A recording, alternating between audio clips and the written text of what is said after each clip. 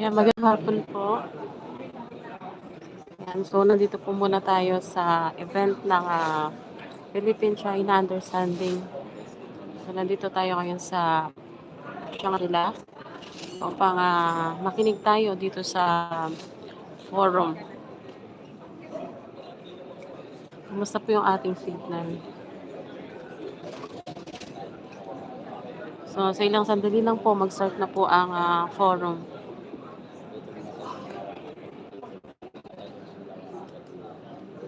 So yung mga nandito kasama ay si Attorney Lambino, si Sir Bopit Tiglao, si Retired General Hermogenes Esperon, at saka iba pang mga personalidad ang nakikita natin dito. So nandito din po si Kaado Paglinawan. Marami po. Ikot ko po muna kayo.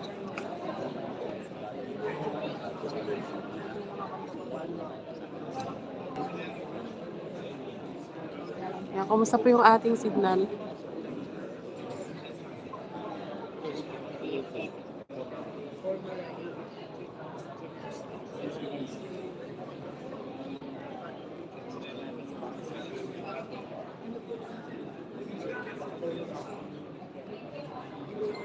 Ayan, Ma'am Kyuko, magandang hapon po.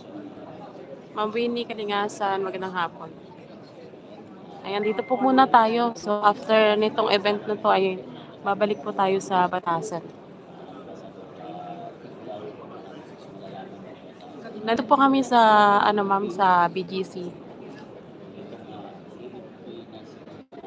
Ayan, nasa Taguig po kami ngayon.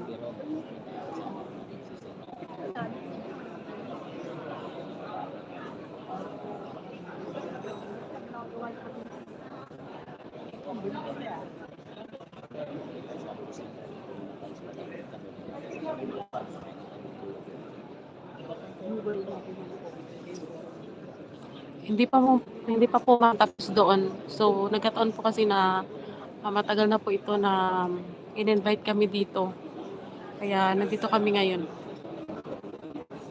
Babalik po kami mamaya pagkatapos nitong event dito. Babalik po kami doon sa HOR.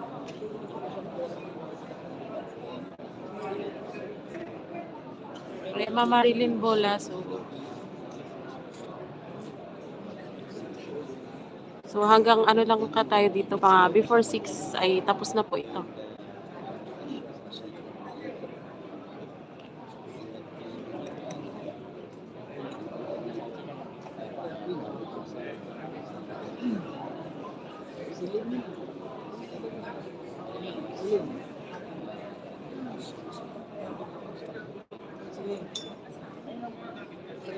Opo, Ma'am Winnie, kasama po kami.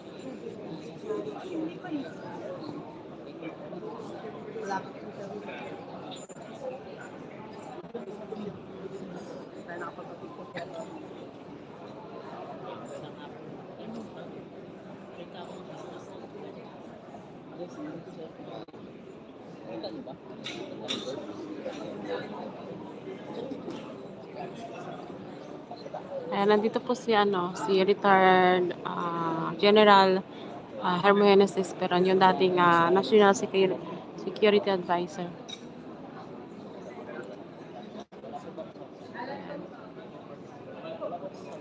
Ayan po siya.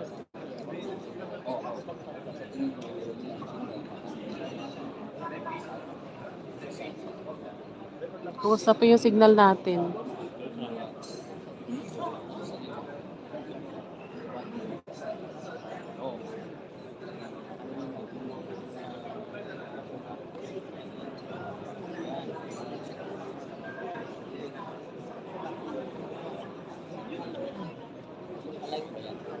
Matay pa ate. Babang na may love.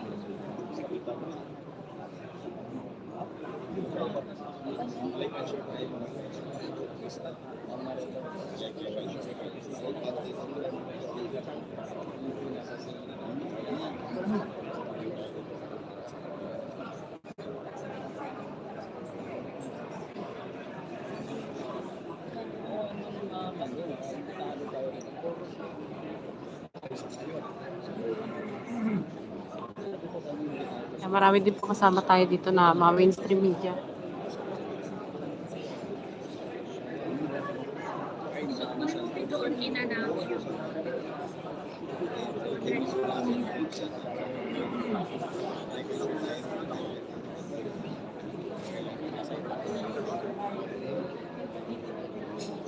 Ladies and gentlemen, the program is about to begin. Na po, I request everyone to please sit down.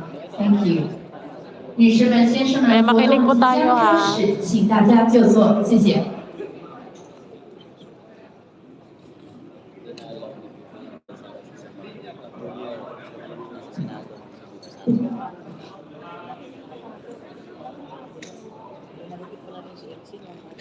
Once again, may we request everyone to please take your seats as the program is about to begin.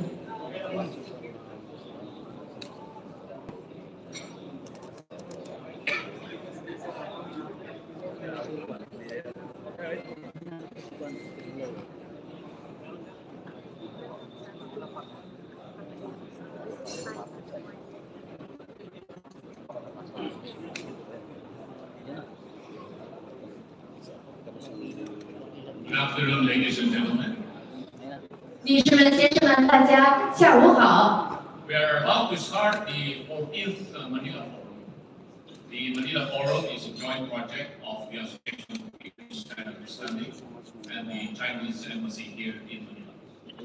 And to start our program, let's have the singing of the national anthem of the Republic of the Philippines. We follow the singing national anthem of the People's Republic of China. Kindly stand.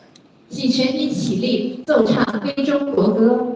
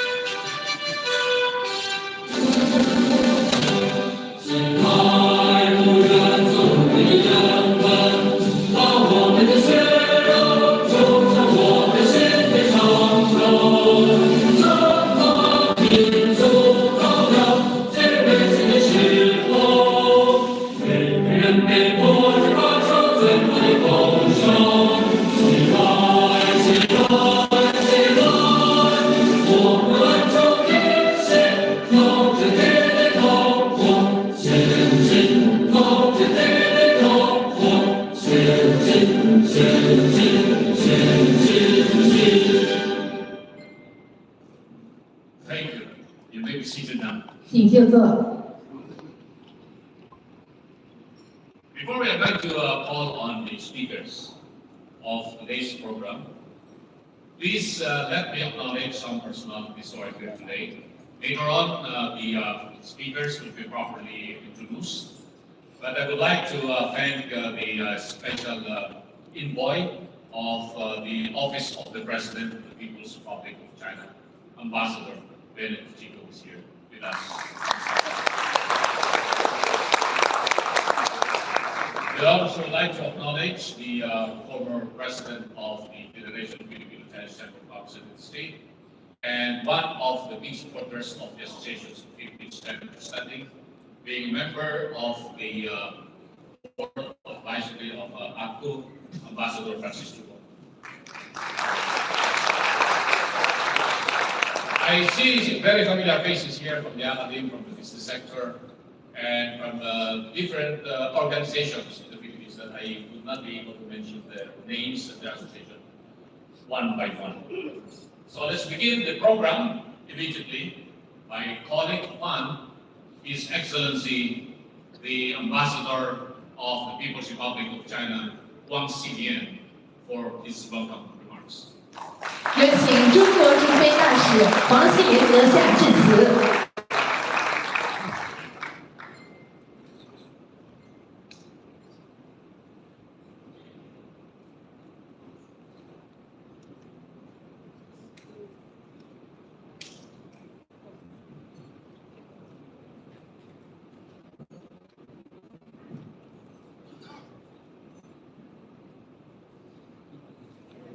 Distinguished guests, ladies and gentlemen, dear friends, good afternoon to all of you.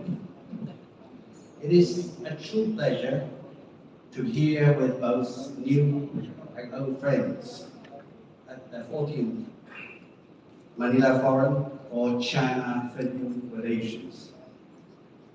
Thank you to our host, the Association for the Philippines-China Understanding, for the strong support, and a warm welcome to the delegation of Chinese scholars led by well-known Professor Victor Gao.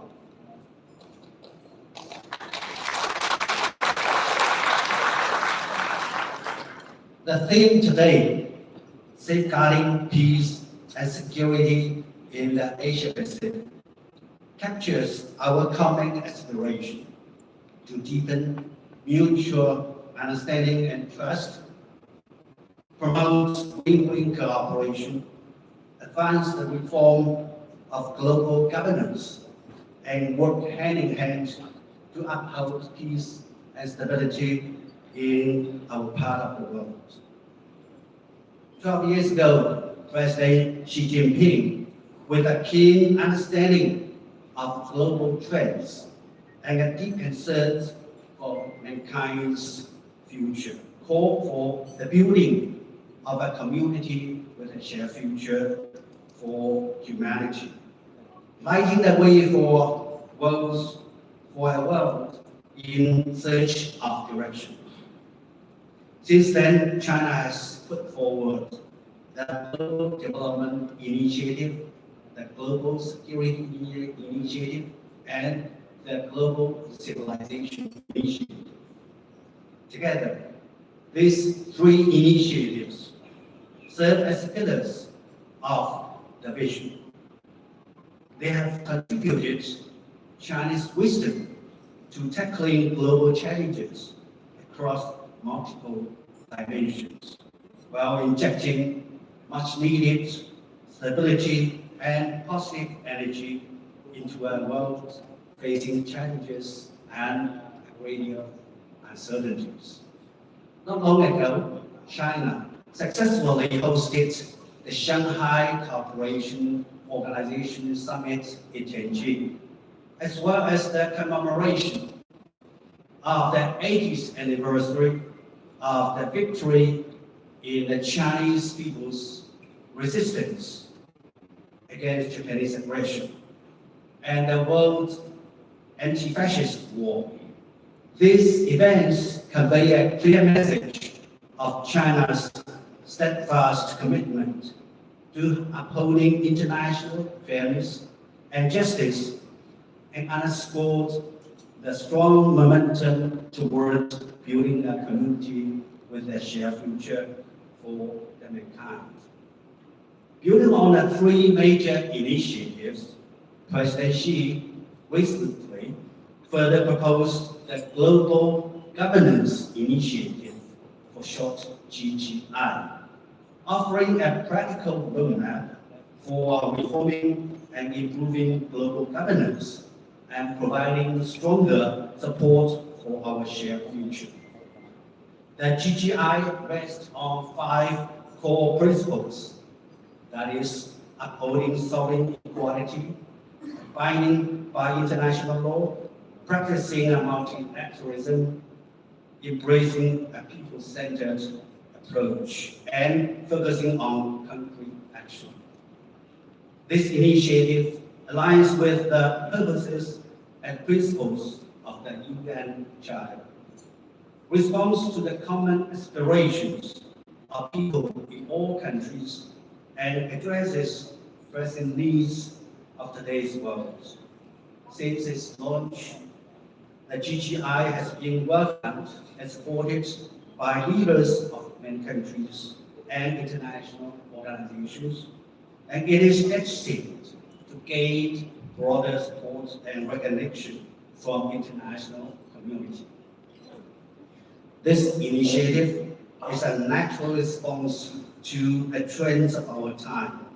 Today, the world is undergoing profound and accelerated changes unseen in a century. Emerging markets and developing countries are rising together, bringing about a historic shift in the international balance of power. This has created strong impetus for reforming the global governance system. At the same time, the calls of the Global South for peace, development, and cooperation are growing louder, while the urgency to improve the global governance and redress historical injustices continues to mount. All in this context, the GGI responds to the challenges of our times and charts a course for transformation. The initiative is a right choice for addressing our common challenges. Around the world, hegemonic and bullying practices, say using strength to intimidate the weak, seizing benefits through force or deceit, and playing zero-sum games, are causing a serious harm. The deficits in peace, development, security, and governance continue to widen, posing unprecedented challenges to humanity. No country can remain unaffected. Only through cooperation can we strengthen our collective resilience against external risks and pursue shared development. The 5 core principles of the GGI are deeply rooted in China's 5 traditional culture and carry forward the best traditions of its diplomacy. They reject the outdated logic of zero-sum games and winner takes all, and rise above Western centrism and notions of civilizational or racial superiority. At the same time, they add new dimensions to China's traditional worldview and to Marxist theories of world history, offering fresh, values-based guidance for global governance. In a world marked by turbulence and transformation, peace and stability in the Asia-Pacific are especially precious. It is our shared responsibility to preserve and safeguard this situation. As a member of the Asia-Pacific region, China has long shared a common destiny with its neighbors, remains committed to promoting regional peace and stability, as well as building a community with a shared future for mankind. With a shared future along with neighboring countries. Looking ahead, China will continue to work hand in hand with regional partners to champion the Asian values of peace, cooperation, openness, and inclusiveness, resolutely upholding international fairness and justice, and serving as a source of stability in a turbulent world. Taking this opportunity, I would like to share a few ideas in the hope of inspiring further reflection and first. With evolving theories on international order, we now see two contrasting schools of thoughts. One grounded in international law, and another one based on so-called rules. To be specific, so-called rules-based order and international law-based order. The latter raises important question on exactly what and whose rules is this rules-based order founded? How do these rules relate to the established framework of international law?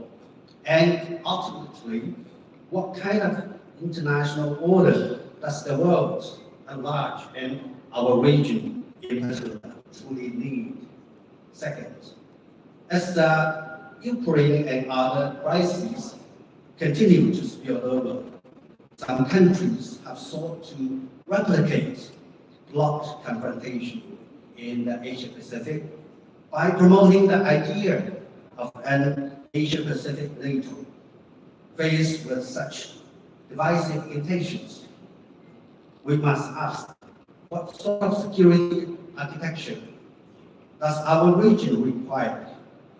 One that is exclusive, built only on military alliances, or one that is distinctly Asian, featuring shared security, respect for diversity, and active dialogue. Today, we are happy to welcome distinguished scholars from both China and the Philippines. We look forward to meaningful exchanges and that will generate fresh insights and help build greater consensus. In closing, I sincerely wish this event every success. Thank you, and aloha.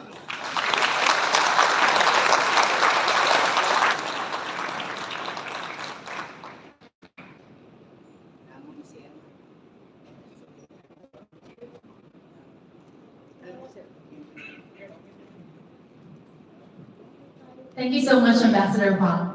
非常感谢黄启明大使的致辞。Before we introduce our keynote speakers and other speakers, let me have this opportunity to introduce the able men and women of the Association for Philippines-China Understanding. And please stand up if I call your name. We have here APCO President Sixto Vinicius. We also have here the other members of the Board of Trustees.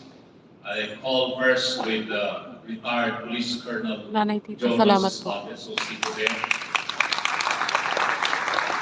We also have here retired Police General Fernando Pazin, the Treasurer of APC.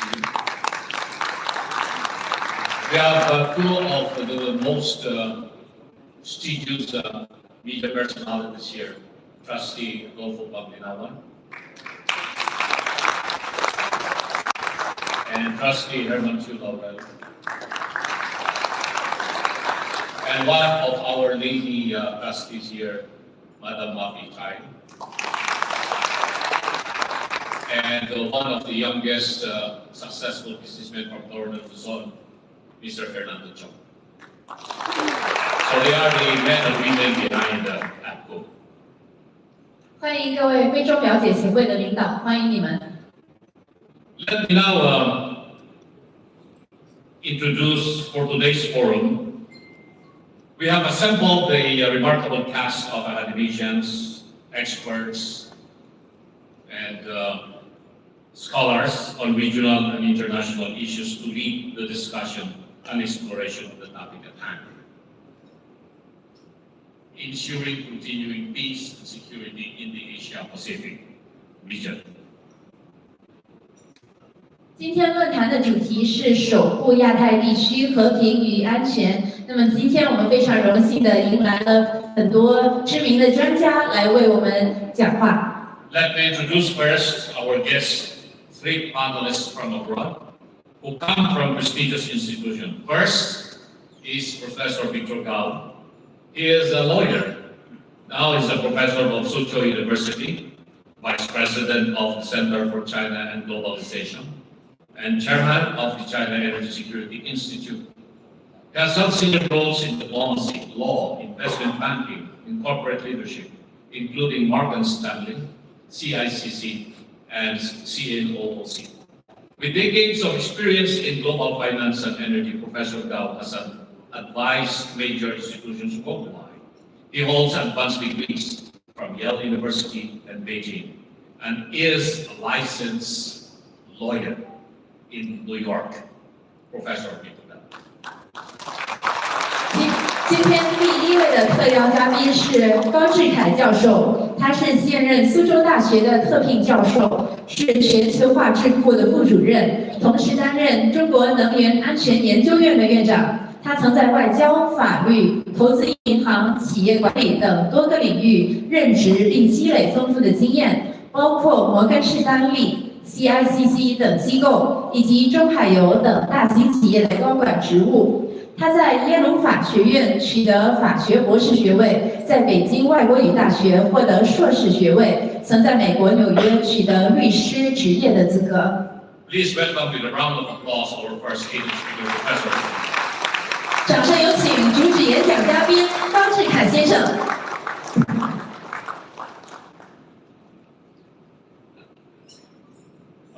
Thank you very much, ladies and gentlemen. This is truly my greatest honor to be here, and let me give my respect to His Excellency Ambassador Wang from China, and so many other excellencies, and so many other distinguished guests, not only from the Philippines, but also from China, from many other countries. Yes, I did go to Yale, and I got a JD degree from Yale Law School. And I was thinking, going to Yale actually is one of the reasons why I'm so fascinated with the Philippines. Let me tell you why. Because the first governor of the Philippines after 1898 was Mr. Taft. He was from Yale, and he was the first governor of the United States in the Philippines. And he actually laid the foundation for how Philippines developed into a modern society. He played a crucial role in charting out all the rules and the regulations, which eventually became the fabric of the Philippines. Later, of course, you may know that Mr. Taft not only became a Chief Justice of the Supreme Court of the United States, he also became a President of the United States.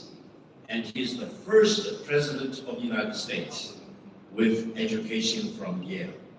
So in that sense, whenever I looked at the Philippines, I thought about Mr. Taft, the first US governor of the United States in the Philippines.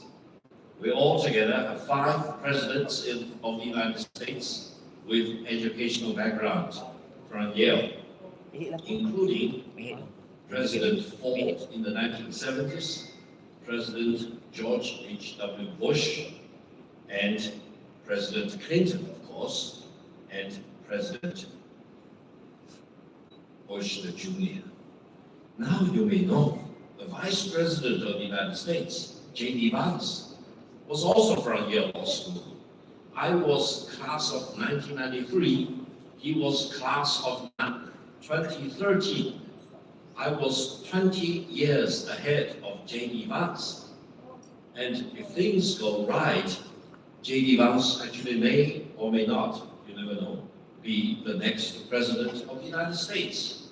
Therefore, from my perspective, from China, being a Chinese, lots of experience in the United States, being licensed as a lawyer in the state of New York, and with Mr. Taft being my alumna, and the first governor of the Philippines, it truly gives me very extraordinary perspective when I look at the Philippines.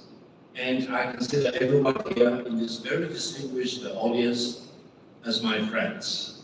And allow me to mention one point before I start my presentation.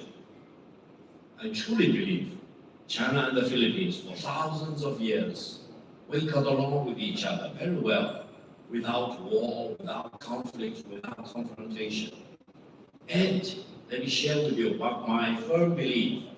I believe for many thousands of years to come in the future, I'm convinced China and the Philippines will remain close neighbors and very good friends.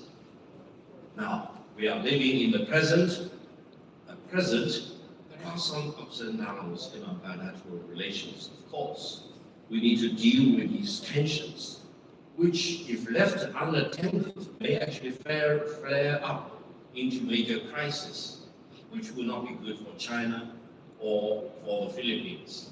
But I truly believe, being the two very close neighbors just across a body of water, it gives all the incentives to the Chinese people and the Filipino people to deal with each other as equal and to be very constructive in our relations with each other.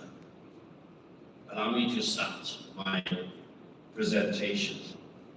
I first came to the Philippines back in 1993 when I was a lawyer in Wall Street, working for a distinguished American law firm. Now, I came here to work on the convertible bond issue by Robinson Department Store. I worked as a lawyer, later I worked as a banker with Morgan Stanley, and we had very good business in the Philippines. Now, back in 1993 and 1994, let me tell you the real truth. The Philippines, or at least Manila, which I visited at that time, was much more advanced and much more developed than most of China. At that time, the Philippines was considered one of the most developed countries in this part of Asia, one of the leading nations in the ASEAN framework, whatever it was called at that time, and a country with great expectation and with great aspirations. And at that time, if I remember correctly, China was very poor, very not developed. But if we fast forward to today, 2025, China is already the largest economy if we use purchasing power parity. China is about 135% that of the United States. In terms of the official exchange rate, China is next only to the United States. My belief is that in another 5 to 10 years, the size of the Chinese economy, if we still use official exchange rate, will be larger than the United States. And if you believe in Elon Musk, he keeps saying by the middle of this century, China will be about twice the size of the US economy. So we are living in a fast changing world.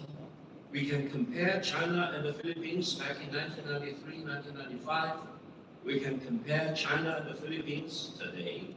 We can compare China versus the United States today in terms of purchasing power parity or official exchange rate. But we can also look forward into the future. Let's say by 2050, just imagine for the Filipinos. You always have very strong relations with the United States for whatever reason, ever since 1898. And then the United States by 2050 will remain one of the most important and consequential countries in the world. But then, just across a body of water, you have China as one of your biggest neighboring countries, twice as big as the United States in terms of the size of the economy. So, my idea and my contribution to my friends in the Philippines is to be friendly with the United States, and be friendly with China. It will be suicidal if we want to be friends with one and an enemy with the other, because that's not going to help the fundamental interest of the Philippines. Be friends with both China and the United States probably will be the best strategy for the Philippines. Now, another point I want to share with you. I traveled to more than 100 countries in the world, and I truly believe Philippines is one of the countries which has all the natural endowments and the geographical location which will make the people in the Philippines one of the wealthiest nations in the world. Look at the country, look at your geopolitical position, look at the fact that you are just a body of water away from China, a body of water a little bit further from Japan, and across the Pacific Ocean from the United States. You should be in the hub of everything going from east to west, from north to south. What is missing, according to my observation, is what China has been doing ever since 1978. Let me share with you. Just now, one of you mentioned I worked for Deng Xiaoping as his interpreter. Yes, I worked for Deng Xiaoping for more than 20 of his very important meetings with foreign visiting dignitaries. Now, Deng Xiaoping told us to focus only on several things. One is to maintain domestic stability at any cost. If you do not have domestic stability, you cannot develop. And look at the Philippines, you need to maintain your domestic stability, of course. And the second point, equally, if not more importantly, keeping peace in the world. It doesn't mean that China can dictate peace to many countries in the world, but it means that China wants to avoid getting involved in any war with anyone in the world. Because without peace, you cannot have domestic stability. And without peace and without stability, you cannot get your economic development. Then the third point is even more important. Let me share with you this open secret. Deng Xiaoping always said, development is the hard truth. Now, we believe in development since 1978 as the hard truth which guides everything we do. Forget about pure politics. Forget about geopolitics, for example. Forget about many other things. Just keep focused on development. When I travel in the Philippines, I always remind myself, if I have a chance to tell my Filipino friends, and if I can only say one thing, that is, development is the hard truth. If you do not develop, no one will wait for you. You will be left behind. Just look at other ASEAN member states. Laos has built railway connection. Indonesia has built fast rail tracks linking from Bandung to Jakarta, and they are expanding that to the east and to the west. Look at Thailand, they are building railway connections. Look at Vietnam, they are connecting their northern border with China all the way to Cambodia. Look at so many other countries. They are building, they are connecting, they are building up their connectivity. And if we look at the Philippines, one thing which really pains me is that Filipino people deserve to develop and deserve to treat development as the hard truth. As we in China even today still believe development is the hard truth. Of course, back 46 years ago, we talked about modernization of our agriculture, industry, national defense, and science and technology. Now, back in China, we talk about kind of pop twister. We call it new qualitative productivity, meaning everything using science and technological breakthrough need to guide whatever we do as an economy. And in this regard, let me share with you, AI becomes more and more important. Now, you know, back in January, out of Hangzhou in China, there was a major breakthrough. It's called the DeepSeek. I published an op-ed after the DeepSeek event. I mentioned 2 points. Allow me to share with you. One is that AI does not mean American intelligence. Really, I really mean it. It's not rocket science. AI does not mean American intelligence. AI means artificial intelligence for the benefit of all, developed by all, and participated by all countries involved. But if any one country wants to build up AI dominance, do you know what will be the consequence? No one should allow any country to build up AI dominance. And I always tell my friends in the United States, including many from Yale University or from Yale Law School, don't build up American AI dominance as if AI is American intelligence. Because if any one country achieves dominance in AI, holy cow, it will dominate the world. It will destroy this polarity in the world of today. You may say, Victor Gao, polarity in the world? No, there is one country which has unipolarity in the world. But you are wrong, you are absolutely wrong. Because this year, we are celebrating the 80th year anniversary of the founding of the United Nations back in 1945.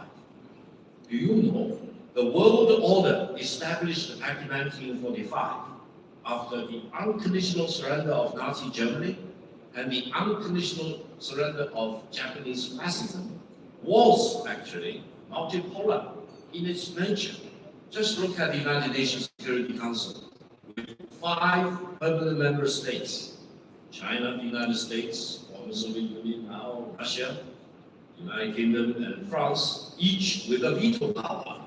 Meaning, these 5 permanent member states check and balance each other, preventing any one country from achieving dominance.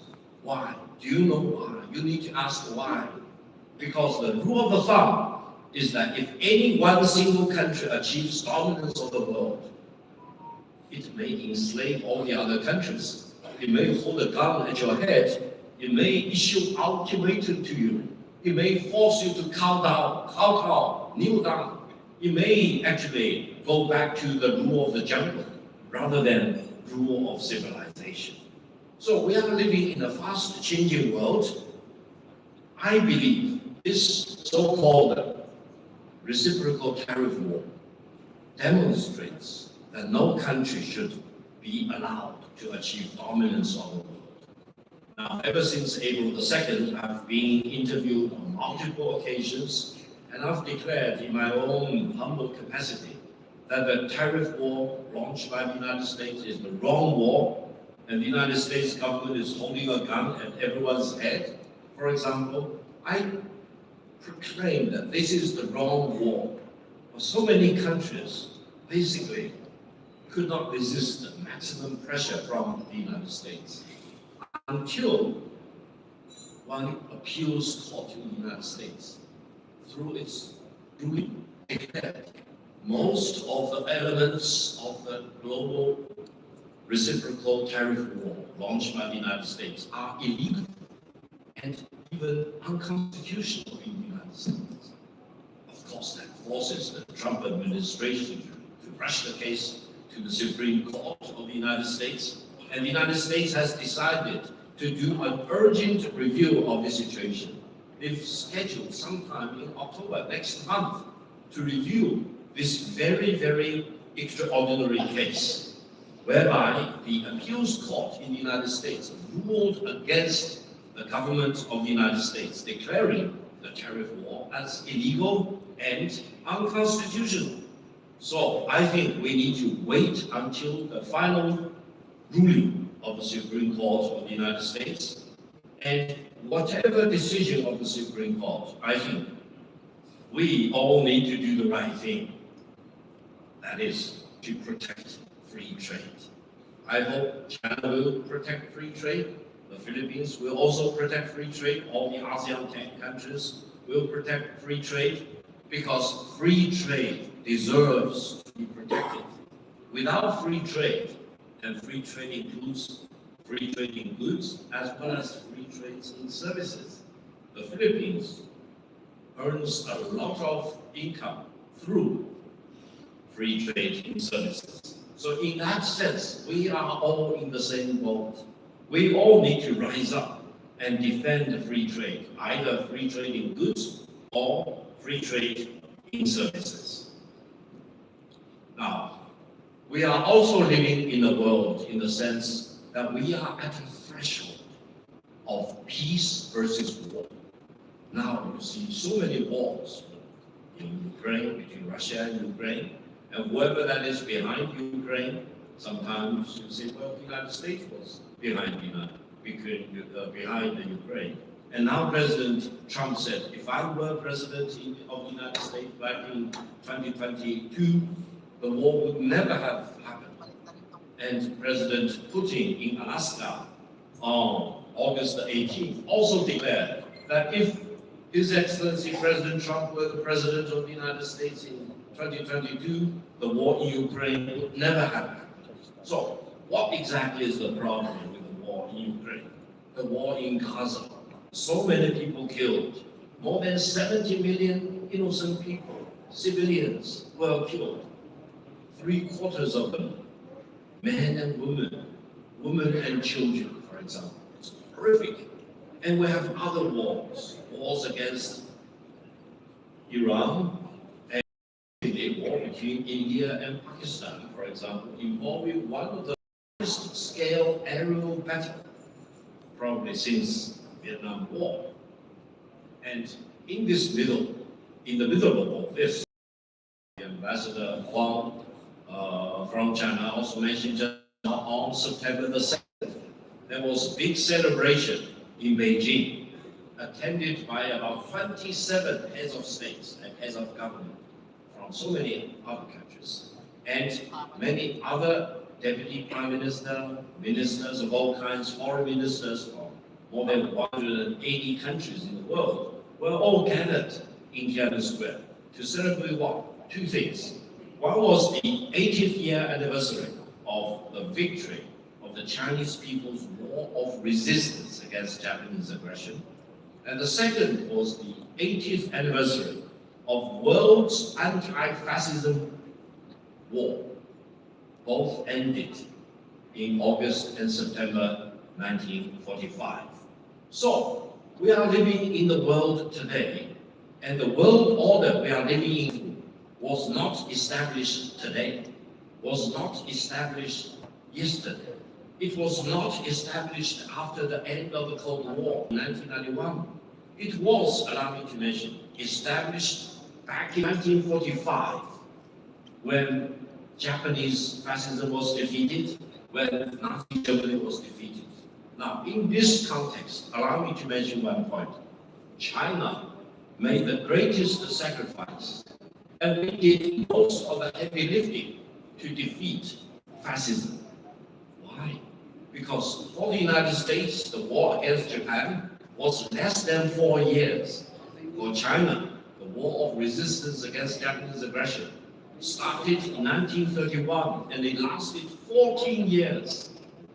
At the height of the Japanese occupation, Japan occupied about half of the Chinese landmass, and it closed off almost all the Chinese coastline. Japan wanted to defeat China. Japan wanted to wipe out the Chinese culture, wipe out the Chinese civilization. They claimed that the Japanese nation was the finest example of the civilization in our part of the world. This actually forced everyone in China to rise up to commit to defeating the Japanese oppressors.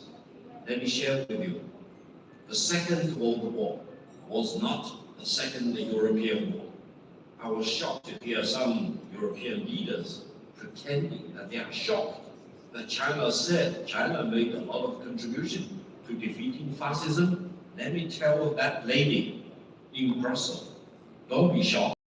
Without China fighting against Japanese aggression for 14 years in a row, sacrificing more than 35 million people, my nationals, the Chinese nationals, let me tell you, Japan and Nazi Germany, they actually pool their resources and attack Soviet Union and really establish their gridlock on the Eurasian continent. And if Japan completely defeated China, or if China really surrendered as, pardon me, I hope there is no Frenchman here, as France did in the Second World War, you know, at the height of the Japanese aggression, they had more than 4 million Japanese soldiers occupying China. If Japan forced China to surrender, Japan would be able to reallocate all their soldiers from the China theater to fight against the Americans in the Pacific theater. I think we will be living in a completely different world. And in this sense, allow me to mention, after Pearl Harbor, the Philippines was subjugated to Japanese occupation for about 4 years. So in that sense, the Chinese people and the Filipino people, we should be allies together because we suffer the same scourge and we fought against the same fascist regime in Tokyo. Now, in the world of today, you also hear lots of people talk about destined for war, implying that between China and the United States, these two countries are destined for war. And that theory, the Thucydides trap theory, was proposed by one very eminent professor from Harvard. Fortunately, it's not from Yale. Otherwise, I probably would not say what I'm going to say. He said, based on his analysis of cases of war, he came up with a theory of Thucydides trap, implying China and the United States are destined to fight a war against each other. Now, I felt uncomfortable with his theory from the very beginning, not because he was from Harvard, I went to Yale.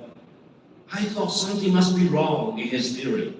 And now, standing here in Manila, in front of all the distinguished excellencies, let me tell you, I now call that theory, destined for war theory, applied to China and the United States, as a fantasy.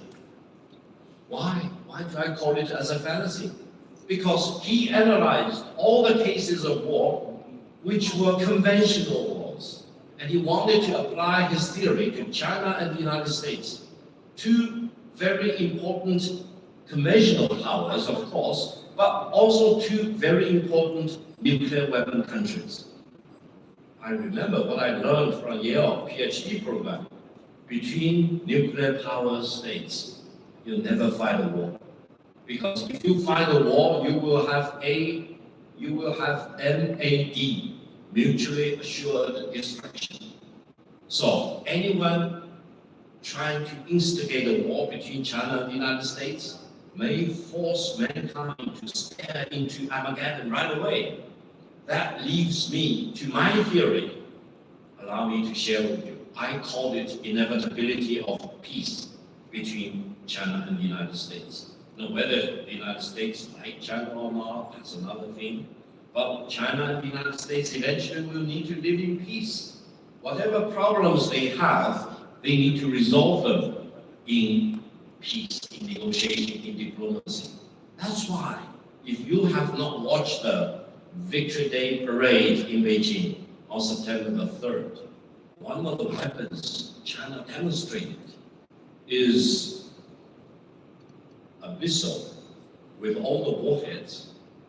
We call it 61 because it can contain 60 nuclear warheads plus one hydrogen bomb.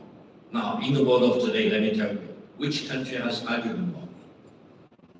China is the only country with hydrogen bomb. And that ICBM can cover every corner of the world in less than 20 minutes and destroy any target in any corner of the world without any possibility of being intercepted. I hope Washington has learned a lesson. They know, as I declared in my interview with Abrams of the United States, very distinguished American, I basically told him, if you want to have war, you will get war. If you want to destroy China, you will be destroyed. If you want to impose nuclear war on China, you will be wiped out by nuclear war. This is very serious. China's policy is very clear. China will not fire the first shot, but China will not allow you to fire the second shot. That's why, while I'm pained to see the confrontation between China and the Philippines in the South China Sea, I also feel blessed that they are only using water cannons against each other. Make no mistake, China has more lethal things than water cannons. But I hope we will only use water cannon, and we will not escalate, and we will never use real ammunition between China and the Philippines. Now, Mr. Abrams also challenged me, saying that China's military buildup is a challenge, a threat to our neighboring countries. I told him point blank, no country in China's neighborhood is a match against China in terms of military power. China's military buildup is a matchup against only one country, that is the United States. China will never allow the United States to launch a war against China, conventional or nuclear, without suffering devastating consequences. Now, I mention this with one purpose. I hope people in China and people here in the Philippines will look at ourselves and each other as friends, rather than as enemies. I don't believe there is any one single enemy in China against the Philippines. We all love Philippines. Everyone I know wants to come to Philippines as a tourist, for example, to taste your beautiful cuisine. And there are so many things of great interest, great attraction to the Philippines. And if the Philippines is really committed to treating development as the hard truth, to build up your connectivity, financial connectivity, technological connectivity, and also AI connectivity of all kinds, let me tell you, China is the best country for you to work with, because China has the largest financial pool, China has the largest manufacturing capabilities, and China can really work with the Philippines completely as equal. We will not look down upon the Philippines. We will look at the Filipino people individually, as a nation, as a country, completely as equals. We will never hold a gun at anyone in the Philippines. That is the reality. Now, the United States is great in many other senses, of course, but do you really think the United States will come to the Philippines with money and with manufacturing contribution? They are really depleting their own manufacturing capabilities. Their shipbuilding is really a shadow of what it used to be. And they are now working with the Republic of Korea to make up for the deficiencies in the States for their manufacturing deficiencies. Allow me also to mention, because whenever I come to the Philippines, many people in the Philippines talk about arbitration. I am an arbitrator in the arbitration tribunal. It's called the Asian International Arbitration Tribunal, headquartered in Singapore. The story is too long. I do not want to go into details to avoid arguing. But allow me just to make one point. Arbitration without consent is a violation of the rule of law. I say this as an alumni from the Yale Law School. I say this as an attorney at law, licensed in the state of New York. I also say this as a Chinese national. I can bring you to court, whether you agree it or not. But I will never be able to drag you into arbitration without your consent, because arbitration without consent is a violation of rule of law. So no one in the world should expect and indulge in the fantasy that you can drag one country, not a small country, not an inconsequential country. It's a big country. It's one of the countries which made the biggest contribution to defeating fascism in 1945 into arbitration without its consent. Come on. You don't want to do that. You do not want to violate the basic tenet of the rule of law. So, I hope you will walk away from today's meeting believing, as I have always believed, arbitration without consent is a violation of the rule of law. We want to have rule of law, but we don't want to have arbitration without consent. And that is also a very important thing. I also want to mention one thing which you may consider that as controversial, because I mentioned that President Taft, the first governor of the United States in the Philippines, and I kept reading the Spanish-American Treaty of 1898. Now, if you go to that treaty, in English as well as in Spanish, there is one very explicit clause saying the territory of the Philippines to be transferred by the Empire of Spain to the United States of America on the west side of the territory should not go beyond 118° longitude. That means that treaty, which is the birthright of the Philippines in the modern time, its western border clearly defined, carved in stone in that Spanish-American Treaty of 1898.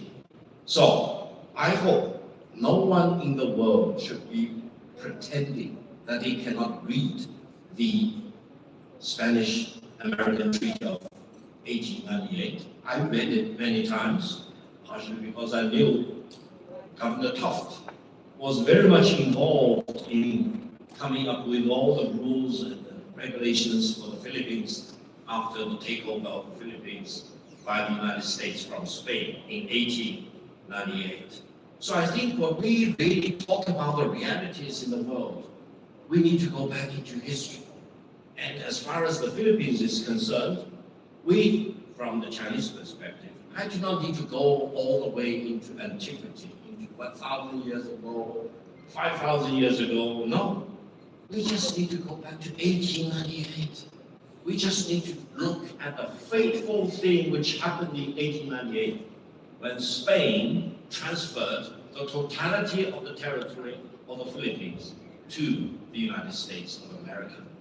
And soon afterwards, Mr. Taft became the first governor of the United States of America in the Philippines. Now, I mention all this with only one purpose. That is, for me, Philippines is and will always be a friendly country for my motherland, and I will always urge for friendship with the Philippines.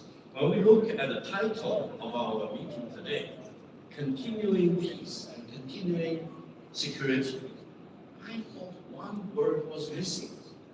That is sustainable development.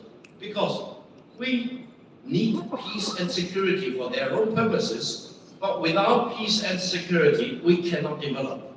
So I think between China and the Philippines, we need peace, we need security, we need to have the legitimate border, boundary of the Philippines protected legally, and we want to have sustainable development for the Philippines. I really dream that the Philippines will achieve as much development as China has been making since 1978, when Victor Gao became the paramount leader of China. I'm writing a biography entitled Interpreting Deng Xiaoping. So next time, if you really want to understand what Deng Xiaoping was, what his implications are today, I'll be very happy to share with you. But one thing is for sure, without peace, neither China nor the Philippines can develop. And without development, the Chinese people will be unhappy, and the people here in the Philippines will not be happy, especially when you look at your neighboring country being on the fast track, being developing by leaps and bounds. It is time for the Philippines to really wake up and treat development as your hard truth, as we in China treated development as our hard truth. ever since 1978. I thank you very much for your patience. Long live the Philippines.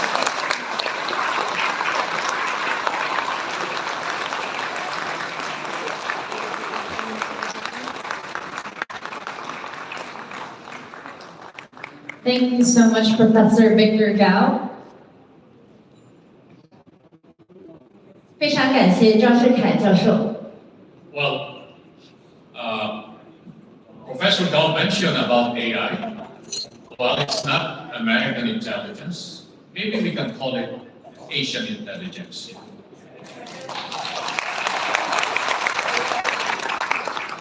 After listening from that very comprehensive discourse of Professor Gao, it's about time to listen also to one of our speakers. He was former chief of the Philippine Army. He was former chief of staff of the Armed Forces of the Philippines. And when he retired, he became member of the cabinet as the head of the presidential management staff of former President Laurent. And then he became the national security advisor of former President Rodrigo Roa Duterte. He visited China several times during the time of President Duterte. And let's welcome retired General Esperon. 下一位演讲嘉宾是前菲律宾军部部长、前菲律宾武装部队参谋长、前阿罗约总统内阁成员，他是总统管理办公室的部长，他也是前菲律宾国家安全顾问，以及现任的菲律宾信用银行董事长，请大家热烈欢迎 General Esperon Jr.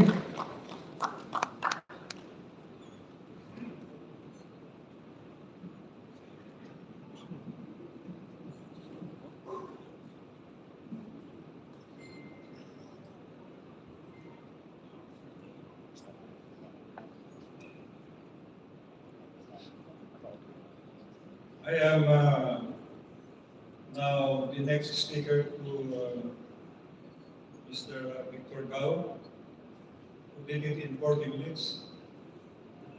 I hope to do it in 39 minutes. No, but perhaps 15 minutes. Promise. Distinguished colleagues, members of the diplomatic corps, led by Ambassador Francis Jewett, my good friend, fellow speakers and panelists, distinguished ladies and gentlemen, good afternoon. I am honored to speak before the 14th Manila Forum for Philippine-China Relations. And I'd like to extend my sincerest thanks to Attorney Raul Lambino for the invitation from the Association for Philippine-China Understanding.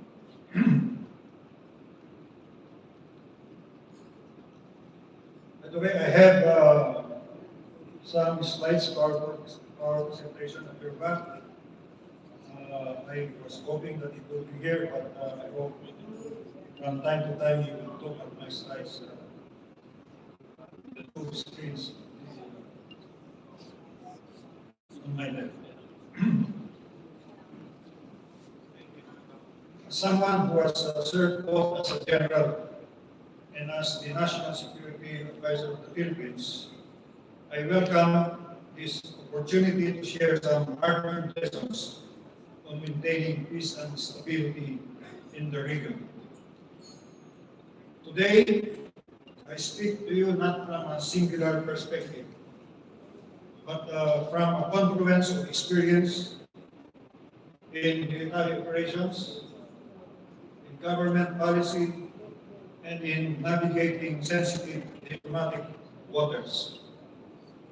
And I will center my remarks around three interrelated themes: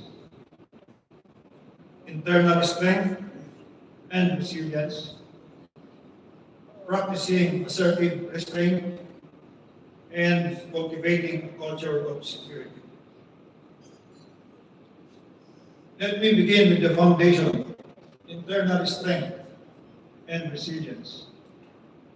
A nation cannot project peace outwardly if it is struggling internally. This was a core tenet of our national security policy during my tenure as National Security Advisor. We prioritized the dismantling of domestic terrorist networks and launched the National Task Force to end the local communist armed conflict, where I was the vice chairman to President Duterte. It wasn't just a military campaign. It was a whole-of-nation effort. We engaged local governments, civil society, and the private sector to address the root causes of unrest and foster lasting stability. True national security begins with internal cohesion. Only when a nation is unified from within can it effectively project credibility and engage in meaningful diplomacy. The current national security policy and strategy underscore the critical nexus between security and economic development, recognizing that the two are not only interdependent, but also mutually reinforcing.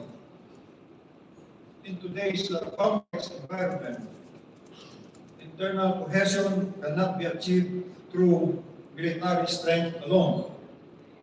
It requires inclusive growth, resilient institutions, and equitable access to opportunities.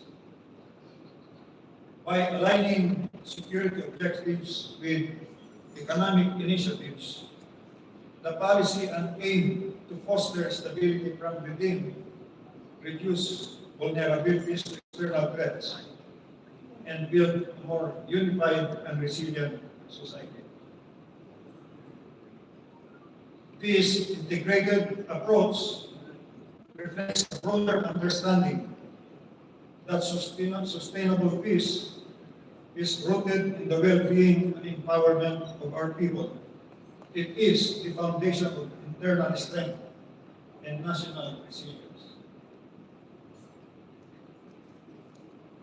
Internal strength empowers us to uphold sovereignty without escalating conflict. And this leads me to the second key point. The practice of assertive restraint, which is a strategic posture that balances firm resolve with measured diplomacy. The West Philippine Sea has long been a cluster, and as the former head of the National Task Force for the West Philippine Sea, I have personally dealt with the presence of foreign maritime militia vessels, frequently swarming Batas Island and Ayungin Shoal. In each instance, our response was measured yet resolute. We filed diplomatic protests.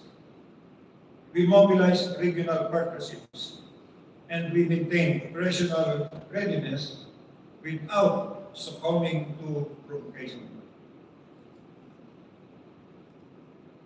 The principle of assertive restraint calls for standing firm in defense of our rights, including the landmark 2016 arbitral ruling and the provisions of United Nations Law of the Sea, or UNCLOS, while resisting the impulse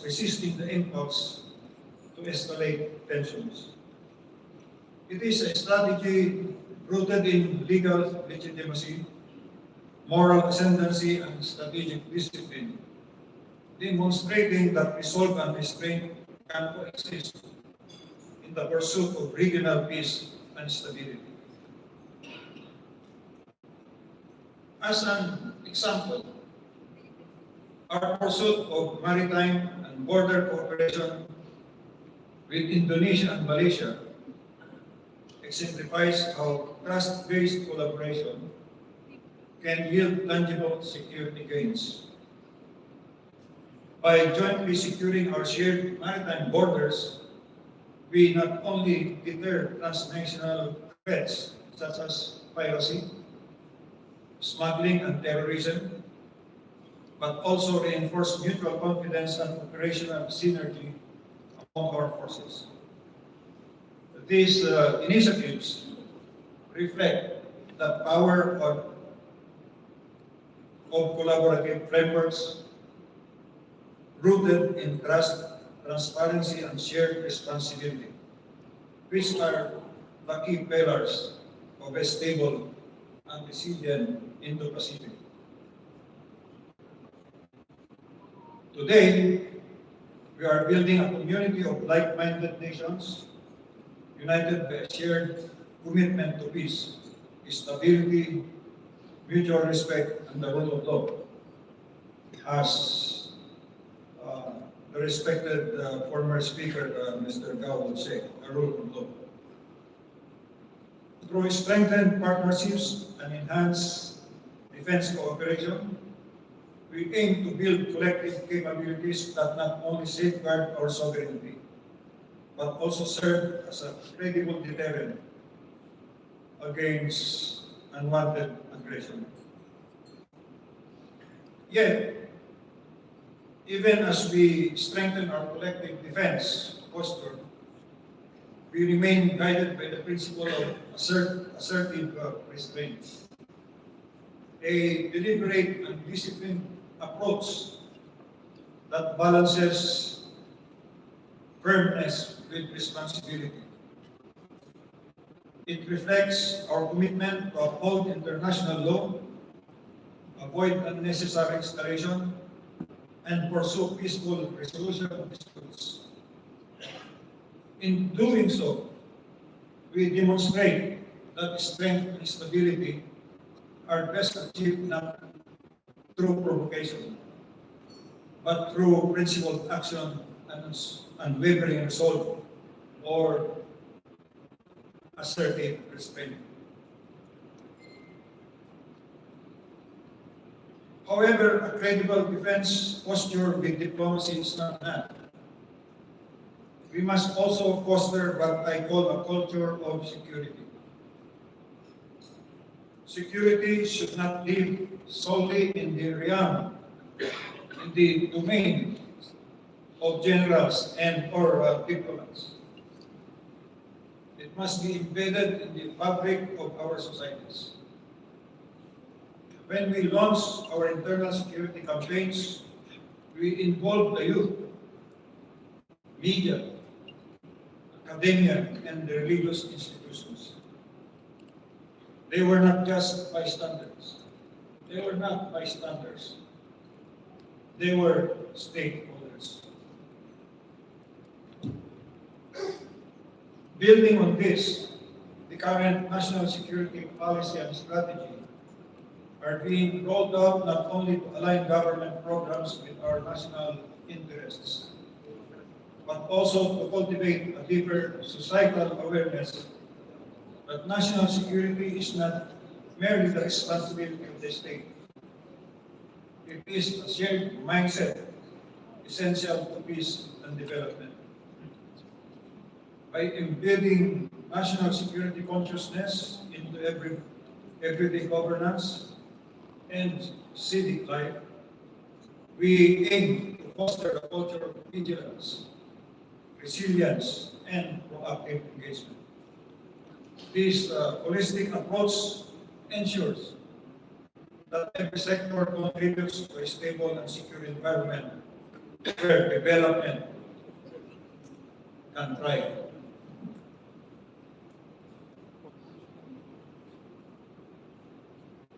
The security mindset anchored on mutual respect must now be embraced across the Indo-Pacific, serving as a cornerstone for building a peaceful, prosperous, resilient, and inclusive region.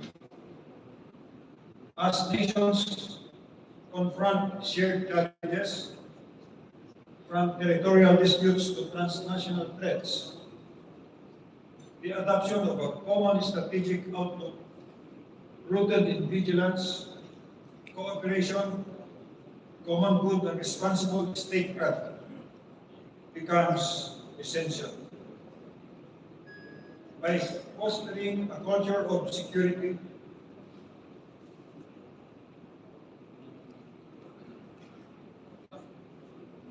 it is viewed that this culture is not only a defense imperative, but also as a development enabler.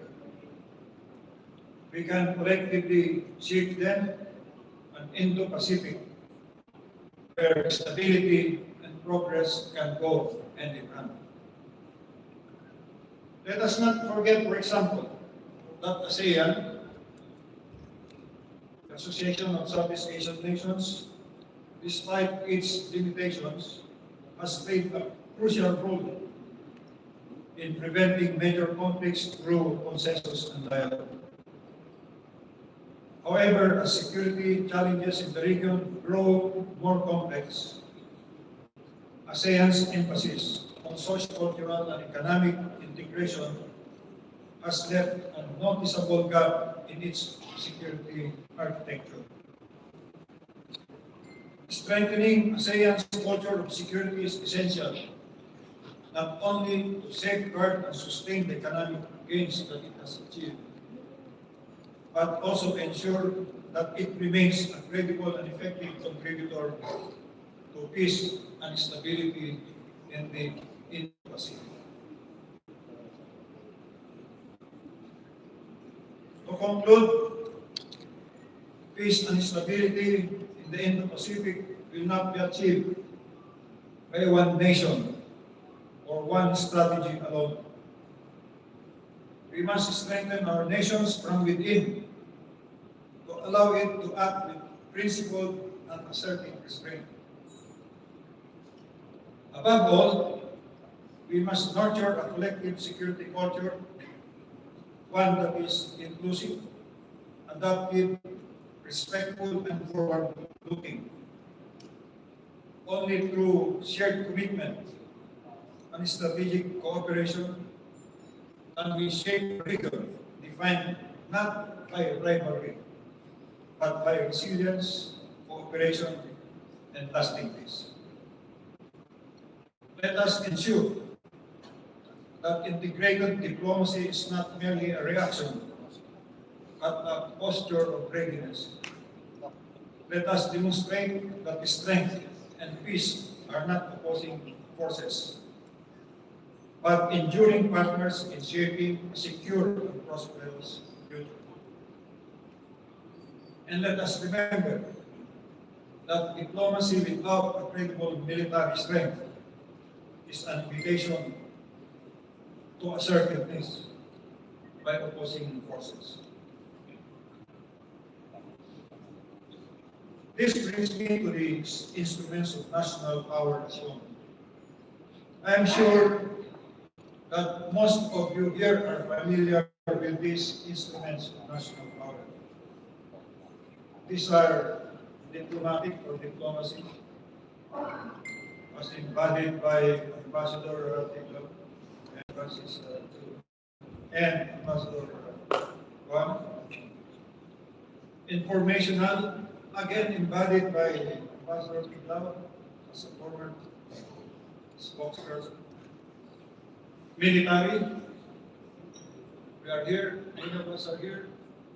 I just saw the former Defense Secretary, General Esperon. Welcome back.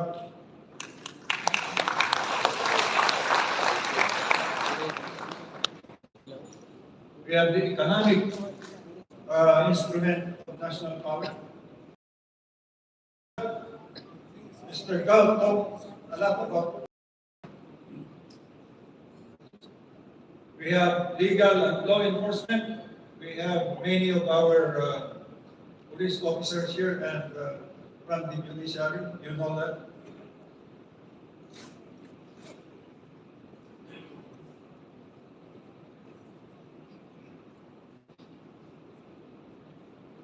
Just on time, partner. We have intelligence, which must be differentiated from information. Intelligence is a stronger thing. Projects and budgets, the better we are. And development. Mr. Gao, this is your line. Development. Development. A big instrument of national power. If we cannot develop, we can never be powerful. Remember that. Development. I hope I will be given another time to discuss this in detail, but for now, in closing, I can only say that a nation's strength lies in the strategic integration of its instruments of national power. When aligned with purpose and principle, they become the foundation of national resilience and global influence, and can meaningfully contribute to peace and stability in the Asia-Pacific region. Thank you very much for this opportunity to speak to you today. Mabuhay. Susi.